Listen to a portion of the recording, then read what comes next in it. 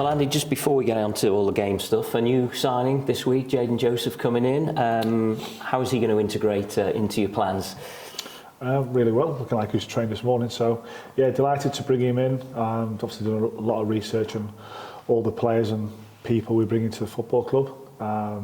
He's got lots of qualities that we think will help our team, our squad, and we look forward to welcoming him in and make him feel part of our group, and watching him grow within the group and feel more settled over the next few days and weeks. And yeah, and hopefully he improves competition for places, which is the main objective of bringing him in, and he can prosper here. Does he give you a bit of versatility in terms of where he plays? I mean, defender or wing back, or a bit of both, or winger even? Listen, he's got technical qualities. I don't really like to pigeonhole people into a certain position, because Amari on the other side of the pitch is, what is he? So he's playing in a certain position on the pitch. He's got qualities that we liked, and we think he can add something to the group. Yeah, and well schooled as well, obviously, in his development at Leicester, and before that at Man City. Yeah, he's not been a couple of bad clubs, has he? So yeah, but listen, he's come in. He's made a really good impression on all the staff who've encountered him so far. Really polite young lad. And saying in his training with us this morning for the first time, and he said it's good to have him here. He adds everything that I've already mentioned. Yeah, and we look forward to working with him. Disappointment in week with the result of the shootout, but I think you were more than pleased with what you saw in terms of the performance. Yeah. Yeah, and obviously being involved in the game live and then watching it back on Wednesday morning. Lots of things that we've been trying to add to our game plan. Things we spoke about post the Gillingham game, and us trying to be a little bit more, play with a little bit more control, a little bit more patience, and we did that. Certainly in the first 2/3 of the pitch, and it's now about trying to improve in the final third where it really matters, where you say we're trying to create more opportunities, more good chances, whilst also obviously being really well organised without the ball and difficult to play against.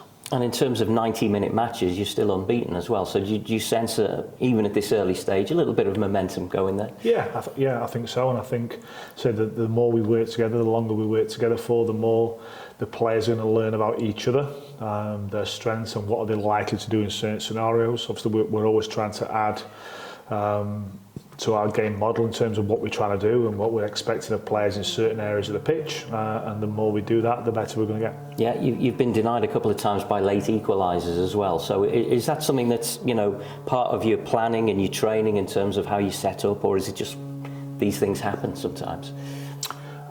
Listen, we always look back over any goal and any performance and think about things we could have done better. I think the goal at Colchester was a great finish. Maybe it was coming in the game in terms of what we did. And Gillingham's goal last week was reminiscent before they played Chesterfield of the goals they'd scored previously from set plays and second balls. And I look back at that goal and think we could have done something better leading into the corner, but we got first contact on the corner. We got up to the ball to stop the early shot on the edge of the box. We had two people throwing themselves in front of the ball. It hits both of them, and ricochets to a lad who's offside who puts the ball in the bottom corner. So these things obviously are frustrating, and even more frustrating at the time of the game that they came to deny us a couple of points. But yeah, we'll always look at things and say, can we be better in certain scenarios? Crawley lost their first 3 games, but then got a point in midweek. But again, I guess it's difficult to judge where teams are so early. Yeah, I think they've also got a certain style. They've been quite flexible in terms of formation, but they've got a clear identity in what they're trying to do with the ball. Obviously Scott was there before he went to MK Dons, and both his team at Crawley and then at MK Dons were a passing team, a possession-based team, who want to create pressure by having possession. So listen, we've had a look at them this morning. Obviously with us playing on Tuesday night, we've reviewed Tuesday night's game this morning with the players, and now our focus is totally on Crawley and going to a place who were League One last season, who've just taken a point off the big hitters of the league, and deservedly so. I've watched the game this morning. So listen, we're more than aware of the challenge which Crawley bring, but so if we have to be on top of our game. It's a long journey for us tomorrow. It's an even longer journey for our fans on Saturday morning. So more than appreciative of anyone who's going down to Crawley to watch us and support us. And it's important that we bring something back on the coach with us. Well, you mentioned there that they were League One last season. I suppose it shows how competitive League Two is. That they've found it difficult to adjust in the early stages. Yeah, and I think it's a new group of players which Scott's working with, but so that as the football club, they've got a clear identity in what they're trying to do, and maybe again the longer that they're together, the more that will come to fruition.